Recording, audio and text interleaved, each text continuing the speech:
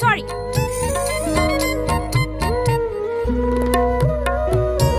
Thank you ma'am.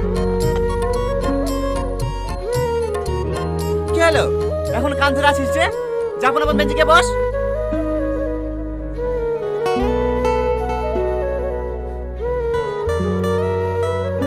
কাল তোদেরকে যে পড়া দিয়েছিলাম সবাই পড়ে এসেছিস তো? হ্যাঁ স্যার। আচ্ছা শাহিন তুই বল, দেবদাস কার লেখা? শাহরুখ খান স্যার। আরে না না, শাহরুখ খান তো অভিনয় করেছে। উপন্যাস লিখেছেন শরৎচন্দ্র চট্টোপাধ্যায়। ও হ্যাঁ, আসলে স্যার কাল সিনেমা দেখতে গেছিলাম তো, তাই পড়া হয়নি। কাল তাহলে পদ্মার সামনে সিটি মারছিলি তোরা না? হ্যাঁ স্যার, আপনি গেছিলেন?